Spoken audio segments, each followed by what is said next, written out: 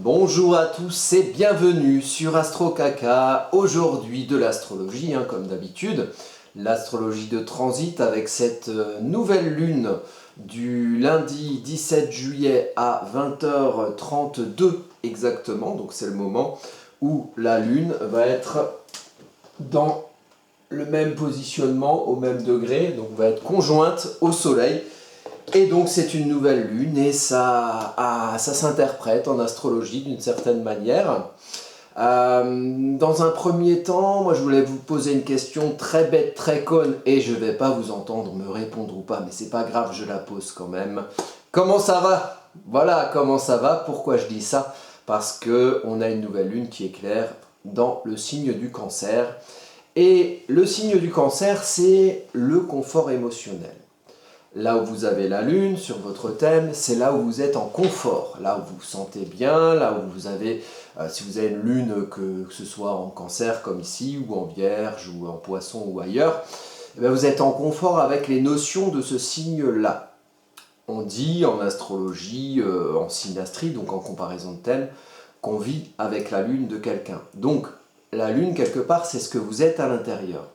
Et une lune en Cancer, qui éclaire donc cette énergie pour tout le monde au niveau de l'émotionnel que représente la lune, l'émotionnel est éclairé en Cancer, la lune est en domicile en Cancer, et donc à l'intérieur de soi, et donc chez soi, dans sa maison, dans son intime. Avec une lune en Cancer, on a besoin d'être bien, on a besoin d'être en confort émotionnel, on a besoin d'avoir un joli salon ou un salon confortable plutôt avec des coussins doux du canapé pour pouvoir être à l'aise. Voilà. Et donc la lune en Cancer est bien aspectée par rapport à ça, et donc on a un éclairage émotionnel qui va mettre en avant nos besoins d'être en confort. D'où la question, comment ça va? Comment vous allez? Et surtout, comment vous allez dans vos ressentis? Comment vous allez à l'intérieur? Comment vous allez dans vos émotions? Et comment vous allez vous? Et comment vous êtes par rapport à votre environnement émotionnel? C'est pour ça que le Cancer, c'est un signe très matriciel, un signe de giron, un signe qui est en rapport à la mère au sens, la mère qui s'occupe des enfants. Et avec le Cancer, on est quelque part à la fois cette mère qui protège avec les pinces du crabe ce qui est à l'intérieur, donc le fragile émotionnel, ce qu'on a à l'intérieur. Et on a aussi, donc là j'ai eu un petit message d'une maman Cancer, peut-être, on verra. Et ce qui est clair aussi, le Cancer, c'est donc à la fois ce côté maman et à la fois ce côté enfant. Et donc la maman qui protège les enfants pour qu'ils puissent grandir et construire leurs émotions, et l'enfant qui doit être protégé pour pouvoir faire grandir ses émotions en étant, on va dire, exonéré, ou en étant à l'abri, dans un cocon protecteur, à l'abri des rigueurs de l'hiver du dehors, que concerne ici l'énergie qui est en face, l'énergie du Capricorne. Et ça tombe bien, parce que dans cette nouvelle lune, on a un ascendant Capricorne avec la part de fortune, donc des circonstances favorables pour apprendre l'énergie du Capricorne pendant cette nouvelle lune, donc le jour de cette nouvelle lune le 17 juillet, et aussi pendant les 28 jours qui vont suivre cet éclairage lunaire de l'énergie du Cancer, avec un apprentissage personnel pour chacun de nous, Capricorne.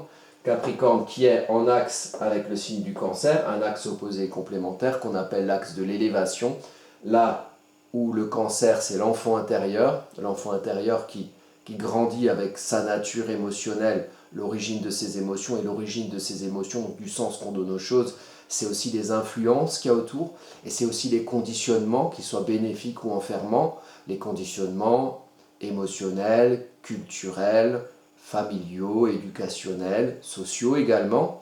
Donc là, vous pouvez prendre ça pour vous personnellement, ou vous pouvez prendre ça au niveau social, dans l'astrologie collective, l'astrologie mondiale. Donc il y a une idée, avec l'éclairage Cancer, de mettre la lumière sur comment vous allez émotionnellement. Quel est le rapport entre ce que vous vivez et ce que vous ressentez? Est-ce que c'est un bon rapport? Est-ce que c'est un mauvais rapport? Est-ce que vous vous sentez bien où vous êtes? Où vous en êtes? Est-ce qu'il y a quelque chose qui éclaire peut-être des zones d'ombre ou des enfermements émotionnels?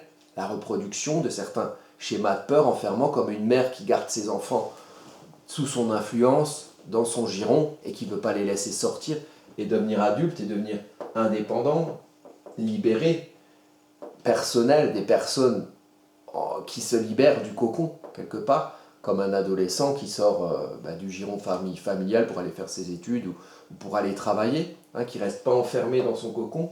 Donc, est-ce qu'il y a des choses, qu'est-ce qui est bon là-dedans, dans les influences que vous avez? Il y a l'esprit de groupe avec le cancer, il y a l'esprit famille, donc voilà, qu'est-ce qui va bien?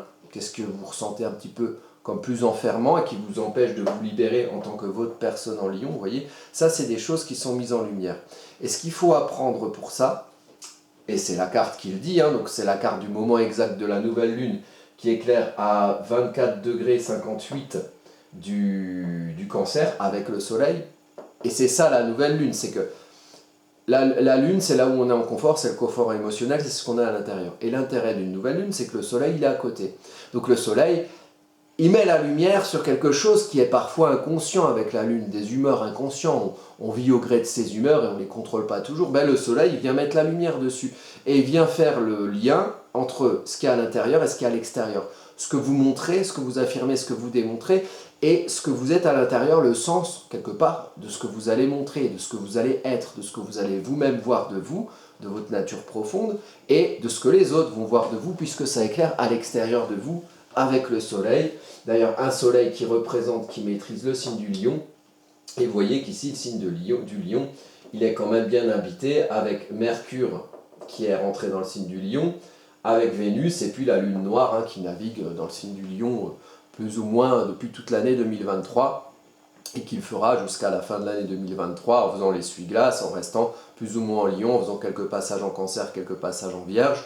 Mais globalement, on a une lune noire en lion cette année. Je vous renvoie à la vidéo que je mets en lien en dessous, qui est déjà faite sur la lune noire en lion, les énergies que ça apporte, et les challenges que ça nous demande de relever quelque part.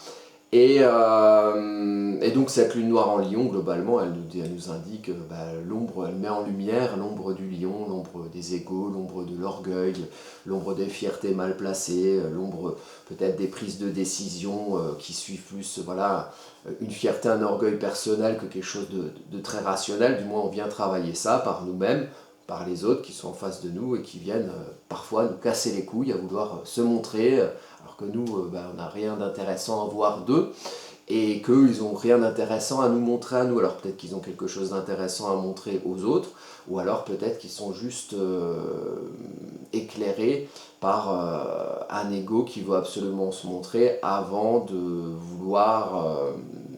d'avoir à cœur, c'est un esprit généreux, le lion, avant d'avoir à cœur de vouloir éclairer les autres de ce qu'ils montrent. C'est-à-dire quand on montre quelque chose, il faut bien qu'en face, les personnes soient susceptibles d'être intéressées par ce qu'on montre. Sinon, on est dans l'ego trip. Sinon, on impose sa vue aux autres et en s'aveuglant de son propre ego, on aveugle les autres et du coup, les autres, ça les fait chier. Et du coup, on a l'effet inverse espéré du lion. Le lion, il aime qu'on le regarde. Et là, du coup, les gens, ils se barrent parce que ils ont autre chose à foutre que de regarder un espèce de matamor qui veut absolument se montrer en n'ayant finalement rien d'intéressant à montrer pour eux. Donc ça, c'est la lune noire en lion. Et donc qui est représentée par ce soleil qui passera en lion donc le 22 ou le 23 juillet, donc un petit peu après. Mais on éclaire donc cette notion cancer et donc notion de protection, c'est le signe des chevaliers, protecteurs de la veuve et de l'orphelin, donc protection des fragilités, souci du bien-être émotionnel aussi de l'entourage, les gens pour qui on a de l'affection, de l'affect, et puis aussi notre bien-être à nous et la correspondance entre la source de nos émotions, l'origine des émotions, toujours un travail de mémoire avec le cancer, aller fouiller d'où vient le sens qu'on donne aux choses. Et ce sens qui donne, en allant fouiller, on va bien se rendre compte finalement, avec la lumière du soleil et de la lune, le soleil qui éclaire la lune, on va bien se rendre compte des conditionnements enfermants qu'on peut subir et puis aussi des belles influences qu'on veut garder dans ce qu'on projette aux autres, puisque c'est un soleil en maison 7, un soleil lune en maison 7, donc une nouvelle lune du 17 juillet 2023 en maison 7. La maison 7, c'est ce qu'on projette à l'autre, c'est le rapport du moi au nous, c'est le nous, la maison 7. Le moi, c'est l'ascendant Capricorne, le nous, donc le moi avec les autres, dans la vie relationnelle, dans le couple peut-être, dans les partenariats, associations, voilà, c'est le nous, la maison 7. Donc, c'est ce qu'on projette de soi, en apprenant à être soi Capricorne, dans le nous qui va être Cancer. Donc, pour savoir quel est notre confort émotionnel à nous, personnellement, à vous, à moi, à tout le monde, il faut que ce soit un confort émotionnel, un sens qu'on donne aux choses, on doit aller en chercher l'origine pour comprendre quel est le nôtre par rapport aux influences qu'il y a autour de nous et par rapport au conditionnement et parfois au conditionnement enfermant, chantage affectif notamment. Il faut assumer cette lumière ici qui est la nôtre dans le nous. Le nous ici, le sujet de son film, c'est nous, c'est le moi en fait. C'est moi qui a mes sentiments, mes émotions et qui doit en comprendre l'origine pour vivre et projeter ces émotions dans le nous avec les autres et être en confort dans le fait de vivre son nous, de vivre avec les autres en fait. Et d'être en confort émotionnel là-dedans. Et en plus, il y a Junon qui est ici plutôt en domicile en maison 7, qui concerne l'attachement, le couple, l'union. Donc en gros, ici il y a un gros éclairage sur comment vous êtes avec les autres, comment vous êtes en confort émotionnel dans ce que vous faites avec les autres, comment vous vous sentez bien dans vos émotions quand vous êtes avec les autres, quand vous projetez votre moi dans le nous. Et l'idée c'est d'aller bien, l'idée c'est ça va, comment ça va avec les autres, comment ça va quand vous êtes avec les gens avec qui vous êtes attaché, avec qui vous êtes en lien. Et conscientiser le fait, éclairer le fait que le lien doit être beau et ne doit pas être un lien, mourir d'amour enchaîné, comme le dirait ce cher Johnny dans Gabriel. Donc, un point là-dessus, comment vous êtes avec les autres, et comment vous vous sentez bien, et allez fouiller dans votre mémoire sur tenter de faire le rapport entre, la base, moi, j'ai envie de ça, et est-ce que cette envie, vous la vivez dans votre relationnel avec les autres. Et pourquoi il y a un rapport avec le Capricorne? Donc c'est l'axe de l'élévation, la graine 9, le Cancer, donc l'origine, qui est projetée chez les autres, et la fleur, la montagne qui se gravit, les objectifs, ce qu'on veut faire concrètement, construire, structurer avec méthode, rigueur, ce qui est en haut de la montagne ou en haut de la fleur qui part d'une graine et qui finit en fleur et qui se voit et qui domine quelque part, qui gouverne. Puisque quand on regarde une plante qui est devenue une fleur, on ne regarde plus la graine, on regarde la fleur, on regarde ce qui se voit, on regarde ce qui est au sommet de la montagne. C'est pour ça que c'est l'axe de l'élévation. Et donc, il y a l'idée enfant-adulte aussi. Enfant Cancer, la graine, adulte, la fleur qui a l'état de maturité. Et donc pour arriver à ce chemin, où on suit la tige quelque part, il a fallu se construire quelque part. Mais se construire pourquoi? Il ne faut pas oublier que le Capricorne c'est un signe, c'est un glyphe un peu bizarre, mais normalement c'est un avant de chèvre qui gravit la montagne avec ses petites papates, et c'est un cul de poisson. Et le poisson c'est l'émotion. Et donc c'est parce qu'il y a un sens qu'on donne aux choses, un sens émotionnel, qu'on veut construire, qu'on veut avoir une certaine méthode et qu'on veut aller gravir une montagne plutôt qu'une autre, se faire des objectifs parce que on y met un sens, sinon on est des robots et on construit parce qu'on nous a programmé, voilà. On est des êtres sociaux, des êtres humains, des êtres pleins d'émotions, et notre particularité par rapport aux robots, c'est qu'il faut un sens émotionnel qui sous-tend ce qu'on va construire derrière de manière plus concrète, rationnelle, rigoureuse, méthodique, en Capricorne. Et ici, le moi dirige. Le moi a le gouvernail, il dirige sa barque. Et il faut pas, et cette énergie de la nouvelle lune, donc à partir du 17 juillet, et pour la période de 28 jours qui va suivre, donc globalement jusqu'à la fin de l'été, c'est une ambiance qui va tous nous suivre, et qui va nous demander d'être responsables de ce qu'on projette devant nous, dans le nous, de ce qu'on projette dans notre vie relationnelle, dans notre rapport aux autres, comme confort émotionnel. Donc on est responsable, nous, de nous sentir bien avec les autres. Et c'est parce qu'on va creuser sur le sens qu'on veut donner aux choses dans notre vie relationnelle qu'on va diriger qui on est à travers ça. Et qu'on va être adulte et responsable pour savoir comment on se sent bien avec les autres. Et on ne va pas aller chercher des excuses, et on ne va pas aller chercher chez les autres, oui, mais c'est sa faute, il a été méchant. Non, on va gouverner sa barque et on va décider, on va fouiller ce qu'on veut dans notre rapport aux autres, ce dont on a envie, ce qui correspond à qui on est quelque part et à nos aspirations émotionnelles.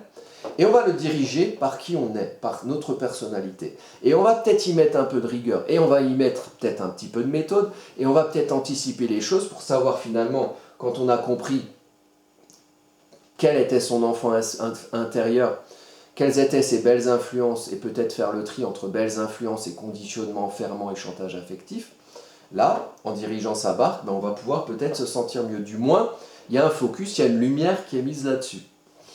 Je parle de la Vierge, donc le lien avec la Vierge, on a Mars Pallas Athéna en Vierge, ici en maison 9, c'est pas la maison 8, c'est la maison 9 ici. Donc en maison égale, parce que je travaille en maison égale. Et là la carte elle est éditée en thème Placidus sur AstroThème, on ne peut pas éditer les cartes de transit en maison égale, donc moi je fais la traduction. Pour faire la traduction chez vous, l'ascendant est à 5 degrés, donc la maison 2 commence à 5 degrés du Verseau, la maison 3 à 5 degrés du Poisson, etc., etc. Donc la maison 9 commence à 5 degrés de la Vierge. Donc on est pratiquement en maison 9, on est fin de maison 8, début de maison 9.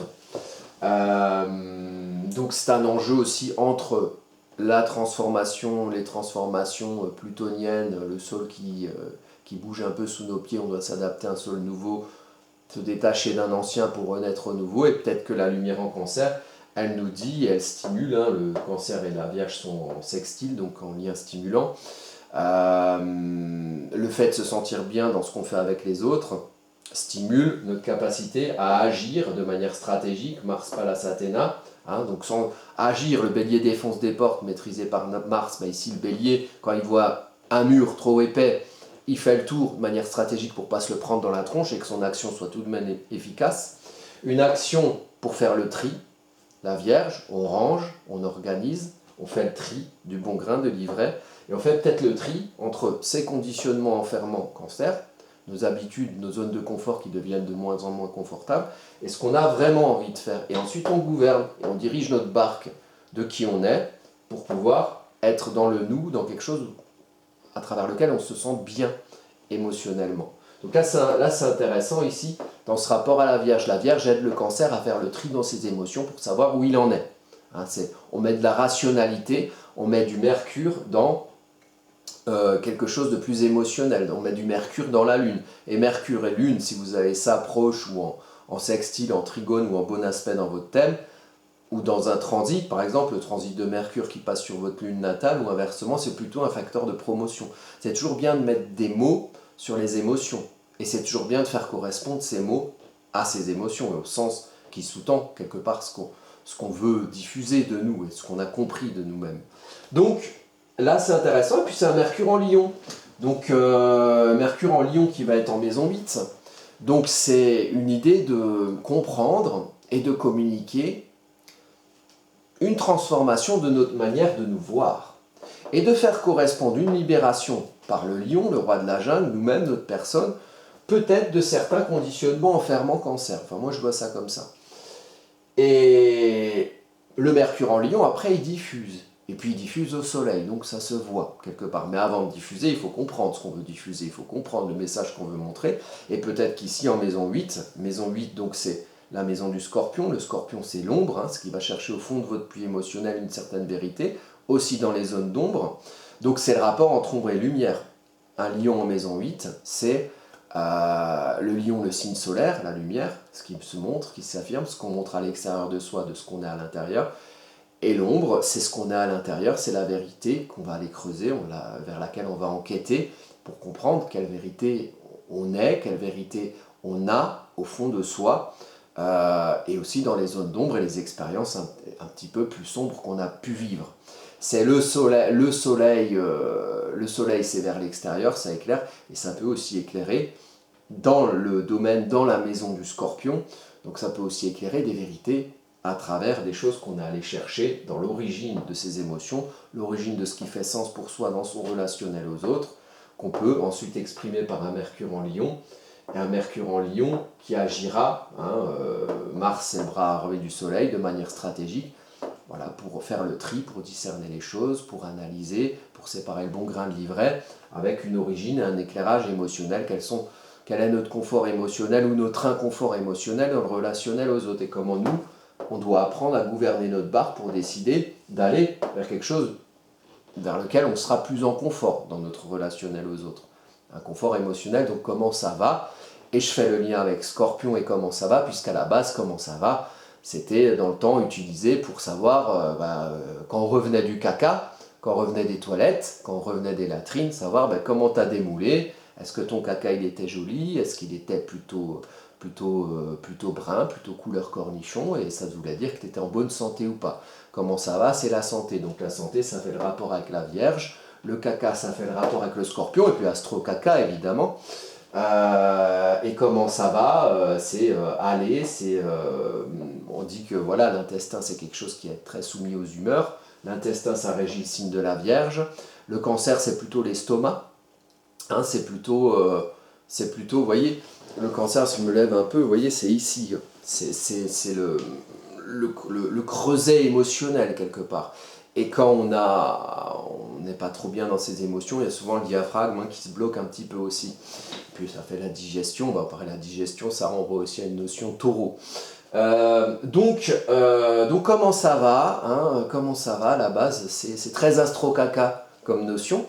Et comme quoi, hein, la mer peut avoir aussi un rapport avec le bien-être émotionnel. C'est pour ça que dans le transit, c'est toujours bien d'aller voir jusqu'à la fin. Parce que finalement, si on nous omet de voir la fin, eh ben, on omet de voir les traces du passage de l'énergie en nous jusqu'à ce qu'on la dégage pour qu'ensuite ça fasse de l'humus et que ça recycle et que ça fasse pousser les plantes comme les arbres se séparent de leurs feuilles mortes en automne, dans la saison du Scorpion, pour que ça renaisse en bélier au printemps. Que la terre soit fertile, voilà. Donc, ce qui est intéressant aussi, bon alors en aspect, on a Uranus qui est en sextile ici, à cette nouvelle lune. Et on a, je fais tracer un trait de merde, et on a Uranus en sextile, et on a Neptune, ici à 27 degrés, qui va être en trigone. Donc, des bons aspects à Uranus et à Neptune. Neptune en maison 3, donc les idéaux qu'on a dans l'autour de soi. C'est toujours une idée d'interaction. Maison 3, maison 7, c'est des maisons d'interaction avec les autres, de mental, élément R. Hein. Maison 3 analogique aux Gémeaux, maison 7 analogique à la Balance. Donc le rapport aux autres, comment on met nos émotions, nos aspirations, l'origine de nos émotions et aussi l'expression de nos émotions dans ce qu'on fait avec les autres. Donc on est toujours dans cet état d'esprit. Et puis Uranus en taureau qui secoue en maison 5. Donc comment on se libère en tant qu'Uranus individualité pour se sentir bien aussi dans son corps, dans sa matière et dans son environnement matériel. S'affirmer pour affirmer quelque part quelque chose qui évolue, quelque chose qui progresse, quelque chose qui libère à travers le confort dans son corps, dans sa matière et dans la matière autour de soi, donc dans son environnement. Et donc c'est un lien stimulant entre le confort matériel par lequel on peut s'affirmer et dans lequel on peut évoluer, le confort avec soi-même, la confiance en soi, et le confort émotionnel, la confiance en soi. La confiance par soi avec le taureau, la confiance en soi à l'intérieur dans ses émotions avec le cancer, les deux se stimulant. Il y a quelque chose qui bouge avec Uranus donc, et puis qui est amplifié par Jupiter, qui a un peu l'effet loupe, qui se rapproche d'Uranus. Vous voyez comme c'est électrique depuis que Jupiter est passé dans le signe du taureau depuis le 16 mai 2023. Hein, c'est beaucoup d'orages, et puis les gens sont électriques, il y a pas mal de prises de tête quand même. Hein. Plus qu'on aurait pu le croire avec juste un Jupiter en taureau, mais Jupiter il rentre dans le signe d'Uranus, donc il va amplifier ce côté un peu électrique du taureau. Uranus en chute en taureau, donc le taureau qui broute son herbe tranquille dans son pré, il n'aime pas trop les vents de la tempête uranien. Donc ça bouge un petit peu, il y a un esprit d'évolution, et ici le focus du 17 juillet 2023 à, on va dire, jusqu'à peu près au 15 août, eh bien, il y a une énergie qui nous dit d'aller un petit peu mettre la lumière sur notre confort émotionnel dans les relations aux autres. Et qu'est-ce que ça peut faire évoluer de nous, dans notre conscience de nous-mêmes. On gouverne sa barque, on évolue concrètement dans ce qu'on affirme. Et peut-être que mais l'origine, c'est comment on se sent avec les autres. Donc il faut aller fouiller, il faut aller comprendre, et ensuite il faut aller construire à travers les trouvailles qu'on a fait en allant se remémorer finalement ce qu'on veut projeter dans le relationnel, ce qu'on veut projeter, ce qu'on veut gouverner par son moi dans le nous. Et dans quelque chose où il y a un bien-être émotionnel qui est mis en avant dans nos relations aux autres, au couple, les relations par rapport aux gens qui sont en face de nous, associations, partenariats, maison 7, voilà. Ce qui est intéressant, j'en ai pas parlé exprès, mais là j'y viens, c'est que le même jour, 2h30 après, le nœud lunaire nord, il passe en bélier. Donc là, on est à toute fin du nœud lunaire nord en taureau. Donc toutes les années et demie, chaque 1 an et demi, le nœud lunaire nord change de signe. Alors lui, il bouge dans ce sens-là, il bouge dans l'autre sens par rapport aux autres planètes. Et donc le nœud lunaire nord, c'est le destin karmique, c'est ce vers quoi on doit aller globalement, l'énergie vers laquelle on doit aller. Et puis depuis janvier 2022, on doit aller globalement vers le taureau, vers quelque chose de concret, vers quelque chose d'ancré, vers quelque chose de solide. Moi je le voyais beaucoup dans l'idée de sortir de certaines illusions neptuniennes pour se dire, concrètement, qu'est-ce qui se passe? On me raconte des histoires, des récits, mais moi concrètement dans ma vie, j'ai quoi? Et comment je me sens bien où je suis?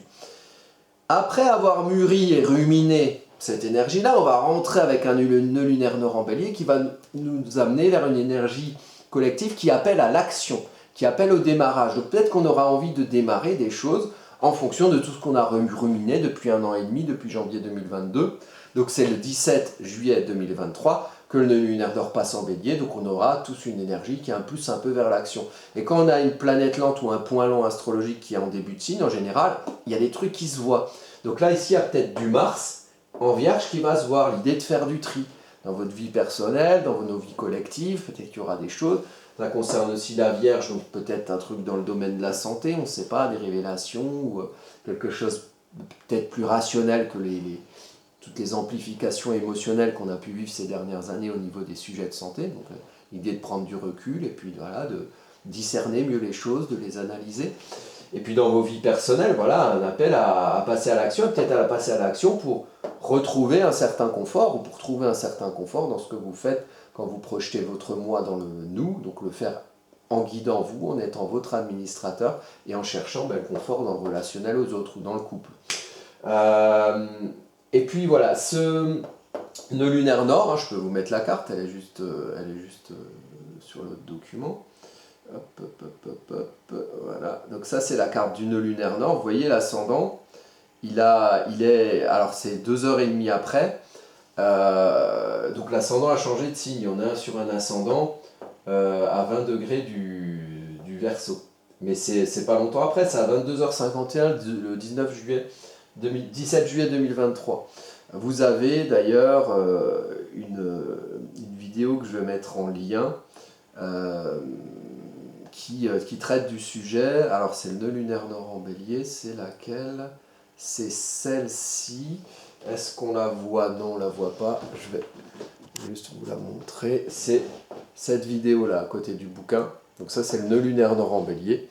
Et c'est une vidéo qui traite spécialement de cette carte-là, que je vous remontre ici. La carte du nœud lunaire nord en bélier, celle-ci, voilà, qui est 2 heures après la nouvelle lune. Donc c'est une nouvelle lune qui éclaire en même temps qu'un changement de signe de nœud lunaire, et donc de l'axe du nœud lunaire. L'axe du nœud lunaire, c'est de la balance au bélier, partir d'une énergie avec un soleil dans le dos qui est en balance et qui éclaire le chemin devant nous vers le bélier. Donc quand on a un nœud lunaire nord en bélier, même dans votre thème natal, l'idée, c'est quand vous hésitez entre faire quelque chose ou faire quelque chose d'autre, faites l'un des deux, parce qu'il faut passer à l'action. Et c'est peut-être en passant à l'action que vous allez comprendre, avec un Mars en Vierge qui est ici, que vous allez comprendre en faisant ce qui se passe. Et c'est quand on fait, qu'on voit les choses concrètement s'appliquer devant nous, qu'on peut comprendre les tenants et les aboutissants. Sinon, on reste dans la branlette mercurienne, on ne fait jamais rien, on se trouve toutes les excuses pour rien faire, et on reste dans le côté indécision de la balance, dans l'ombre du nœud sud. Non, il faut se servir de la lumière de la balance, de cette vision panoramique, de prendre en compte les autres, le nous, dans ce qu'on fait par son moi, pour aller ensuite agir. Et l'intelligence de la vie, c'est de faire. Donc on fait, et pendant 1 an et demi, on va être dans cette énergie-là qui va, si on hésite, il vaut mieux faire que rien faire. Donc faites. Et quitte à faire des conneries, à voir la connerie que vous avez faite, pour en tirer des leçons éventuellement. Mais on va vraiment avoir cette énergie. qui amène à faire avec un nœud lunaire nord qui rentre pendant qu'un Mars est en Vierge. Donc c'est peut-être en agissant qu'on arrive à faire le tri, qu'on arrive à analyser les choses et qu'on arrive à discerner le bon grain de l'ivraie. Voilà, bien écoutez, pour une fois cette nouvelle lune, les cycles lunaires, habituellement je les fais sur la chaîne Vilnius Marcel sur YouTube, n'hésitez pas à vous abonner si vous voulez. Là, comme on est sur le Sava et que le Sava c'est très caca à l'origine et qu'on est sur une lune en cancer qui éclaire les origines et que Sava c'est le signe du cancer, comment vous allez-vous émotionnellement ici dans votre rapport aux autres, dans votre vie relationnelle, et bien j'avais envie de le faire sur Astro Caca. Je vais continuer évidemment à faire des vidéos sur la chaîne YouTube Vilnius Marcel, des choses qui vont être plus axées je pense sur l'apprentissage de l'astrologie, comment apprendre l'astrologie, évidemment ce que je vous propose moi en tant qu'astrologue au niveau des thèmes, puisque c'est ma chaîne d'astrologue. Et puis bien sûr vous avez le site Astro Caca sur lequel vous pouvez, il y a des tas de choses, voilà, si vous voulez faire appel à mes services. Il y a ici vous avez mes prestations, il y a des cours d'astrologie que je donne à des dates, vous pouvez vous inscrire. Il y a des consultations en ligne évidemment, avec à chaque fois des écrits et des audios. Et pour les consultations, la première consultation, je fais un audio sur votre thème natal, en plus d'une consultation d'1h30.